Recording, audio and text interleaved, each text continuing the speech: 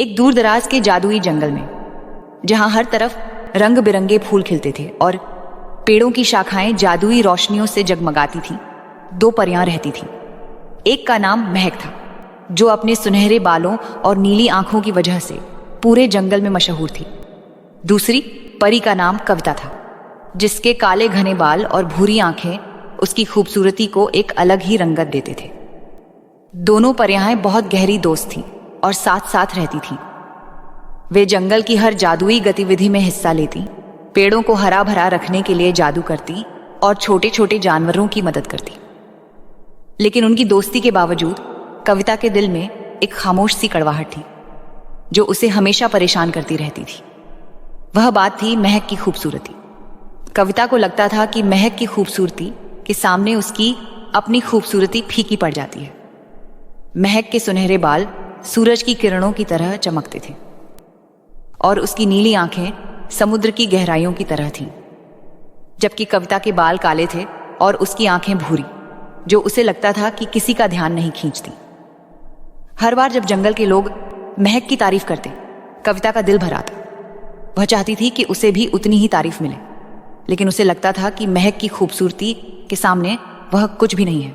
एक दिन जंगल में एक बड़ा जश्न मनाया गया। यह जश्न साल में एक बार होता था, जिसमें सभी परियां, जानवर और जादुई प्राणी इकट्ठे होते थे।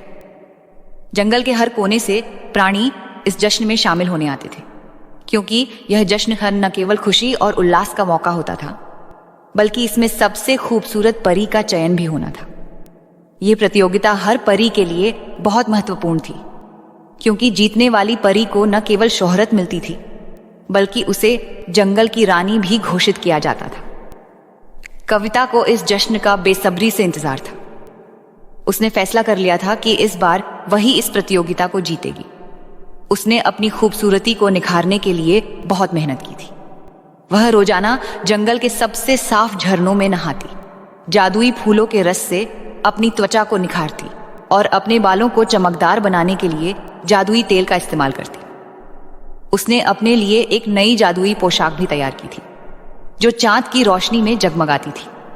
कविता को यकीन था कि इस बार उसकी मेहनत रंग लाएगी और वह सबका ध्यान अपनी ओर खींचेगी। जश्न के दिन जंगल का माहौल खुशी और रौनक से भर गया।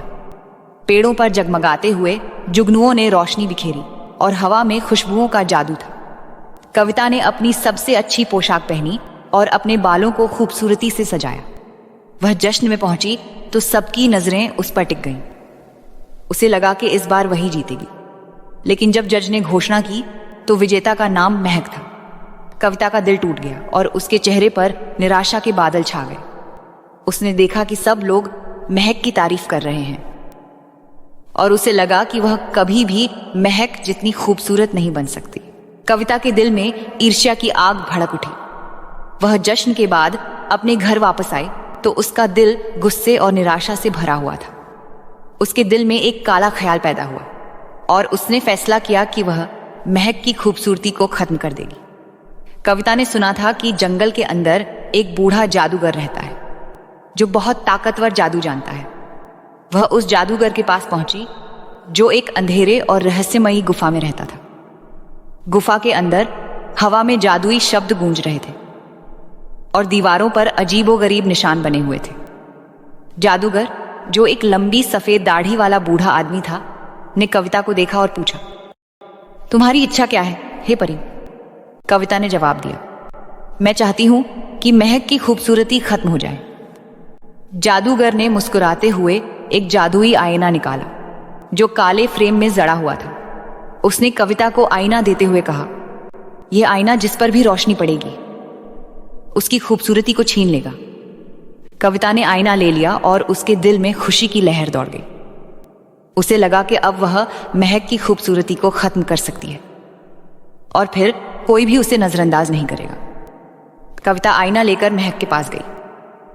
उसका दिल तेजी से धड़क रहा था और उसके हाथों में एक अजीब सी कंपी थी। वह जानते हुए भी कि यह काम गलत है, ईर्ष्या की आग ने उसे अंधा कर दिया था। जब वह महक के करीब पहुंची तो उसने आईना महक की तरफ कर दिया। आईने में महक की तस्वीर नजर आई, जो अपने पूरे जलवे के साथ चमक रही थी। महक के सुनहरे बाल हवा में लहरा रहे थे और उसकी नीली आंखों में एक मासूमियत थी जो कविता को हमेशा से प्रभावित करती थी। लेकिन जैसे ही आईने की रोशनी महक पर पड़ी, एक अजीब सी चटखने की आवाज आई। आईना चकनाचूर हो गया और उसके टुकड़े जमीन पर बिखर गए। कविता हैरान रह गई। उसने देखा कि महक की खूबसूरती पर जादू का कोई असर नहीं हुआ, बल्कि महक की खूबसूरती और भी ज्यादा चमक उठी, जैसे उसने जादू को अपने अंदर सोख लिया हो।